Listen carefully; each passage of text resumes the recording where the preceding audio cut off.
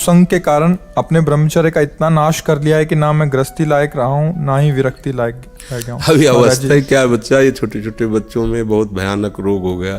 तभी संत महात्मा इन विषयों पर ज़्यादा चर्चा नहीं करते हैं, क्योंकि प्रिया प्रीतम की चर्चा छोड़कर, पर इसीलिए हितधाम में हम खुल करके हस्त मैथुन से सर्वनाश इसकी चर्चा इसीलिए की थी कि कम से कम आप लोग समझें, जिसे आप खिलवाड़ समझते, जिसे आप मनोरंजन समझते हैं, वो आपका सर्वनाश कर देगा।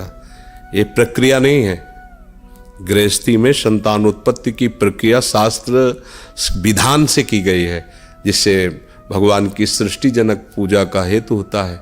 लेकिन अभी बच्चा है, अगर वो वीरपात करता है तो वो इसी स्थिति को, आप नहीं हजारों ऐसे बच्चे हैं, हजारों, आप ही अकेले नहीं हैं।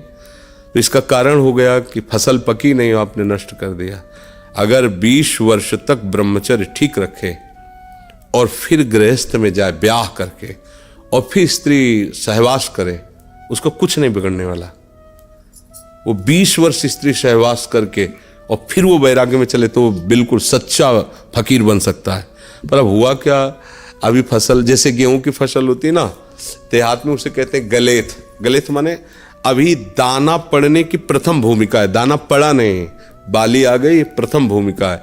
अब उसमें फसल को आप काट लो तो एक भी दाना नहीं निकलेगा और भूसा में दम नहीं होगी, बेकार चला जाएगा। 2 महीने केवल रुक जाओ, उसमें दाना आ जाने दो, पक जाने दो, तो वही बोले 50 मन 1 बीघा, 50 मन हुआ।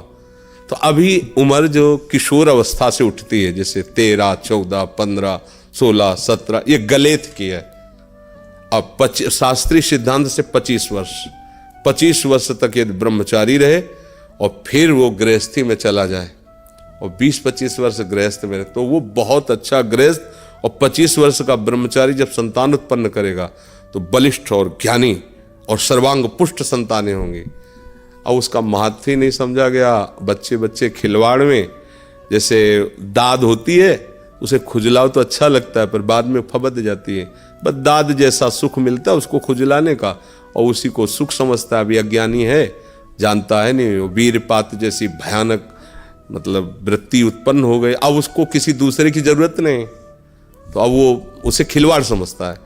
ऐसे ऐसे बच्चे मिले जो दिन में 8-8 बार हस्तमैथुन करते हैं, और उन्होंने ऐसा सर्वनाश कर लिया, आंखों से दिखना, खड़े हो चक्कर, कमर में दर्द, लघुशंका कर रहे हैं तो वीरपात हो रहा है, हर तरह से दुर्दशा हो गई।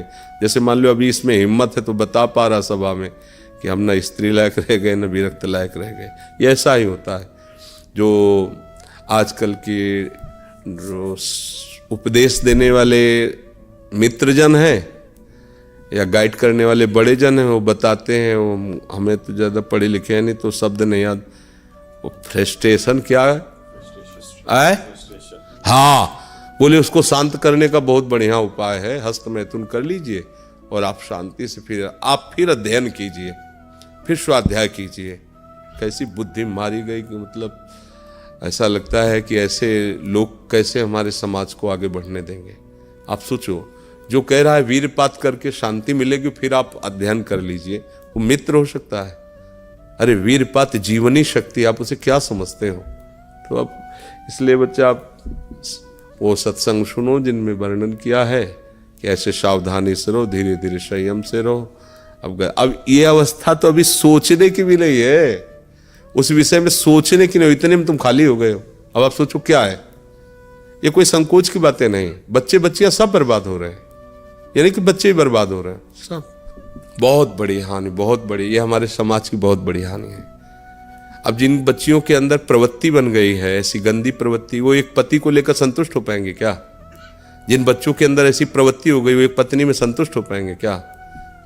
दोनों का जीवन बर्बाद है। तो बिना शास्त्र अनुशासन के, बिना संयम के, इसीलिए पहले था कि चाहे राजा का राजकुमार हो, चाहे गरीब का बालक हो, दोनों को गुरुकुल में रखा जाता था एक लेवल पर। दोनों संयम से चले, तुम राजा बनो, तुम प्रजा बन करके राजा की सेवा करो, वो जो भी, पर दोनों एक समान गुण के अधिकारी होते थे। अब आजकल तो ये सब है नहीं, और अपने बस की बात नहीं रह गई। भाई आप न सुधरना चाहो तो चाहे ब्रह्मा जी आ जाए, आपको नहीं सुधार सकते, आपके सुधरने पर है। आपने खुद अपना नाश कर लिया। अभ्यास एक ऐसी चीज होती है कि बहुत अच्छी भी होती है, बहुत बुरी भी होती है। अब जैसे जिनको ऐसा अभ्यास हो गया है, वो कसम खा ले तो भी नहीं रुक सकते, क्योंकि उनके हाथ वहीं पहुंच जाएंगे, वैसी चेष्टा करेंगे, फिर बाद में उनको रोना आएगा, फिर वो कसम खाएंगे, फिर वो हार जाएंगे, पर उनके जबरदस्ती वो क्रिया करा लेगा। अभ्यास एक बहुत बड़ी चीज होती है। देखो सुधरने की चेष्टा है। कैसे निकले? हाँ, आप निकल सकते हो। सत्संग सुनो, जो ब्रह्मचर्य संबंध ब्रह्मचर्य संबंधी सत्संग दिया, उन पे क्या ज्यादा चर्चा करे। वो बहुत सत्संग है ब्रह्मचर्य के, उनको सुनो। देखो महाराज जी, दिन में तो कभी स्वप्न, दिन में से कभी हस्तक्रिया हो नहीं सकती। अभ्यास इतना गलत बन गया महाराज जी कि वहाँ तो वहाँ पहुँच जाता है, वो भी रात में। अच्छा, हम तो नाम का निरंतर रटन करते रहते हैं। ऐसा नहीं बच्चा, बहुत नहीं, ऐसा बच्चा निरंतर नाम का रटन सिद्धों का होता है। नाम की फिर अवहेलना हो जाएगी ऐसे। हाँ बच्चा नहीं, क्योंकि अब देखो जहाँ बैठे हो आप बहुत संभल के बोलो, क्योंकि नाम हमारा आराध्य देव, हमारे एकदम नाम पर अगर कोई बोले तो हमें एकदम आवेश आ जाएगा, क्योंकि हम नाम से जी रहे हैं और नाम का स्वाद ले रहे हैं। नाम क्या है, इस पर काम की क्या ताकत है कि नाम जहाँ चल रहा है वो अपना प्रभाव दिखा दे। ऐसा थोड़ी कि हम राम राम कृष्ण कृष्ण कह रहे हैं, वो हमें आके परास्त कर गया। ऐसा होते जितने बड़े बड़े दिग्गज समर्थ महात्मा हुए तो सब बेकार हो जाते। रात में नहीं चलता ना महाराज जी। बच्चा देखो, बच्चा अभ्यास करो, रात हो या दिन हो, ये कोई बड़ी बात नहीं है। अभ्यास गलत जैसे तुमने कर लिया है, ऐसे सही अभ्यास करो। थोड़ी देर सो, कम सो, और उठ के बैठ जाओ जब आपको लग रहा हो ऐसा, और टहलने लगो। उस समय लेटो मत, और जोर जोर से नाम कीर्तन करो, राधा राधा राधा। प्रभु से प्रार्थना करो, नाथ गंदी आदतों में फंस गया हूँ, आप पिता हो, आप संभाल लो। वो चाहे ना तो घोर वैश्यागामी को महात्मा बना देते हैं।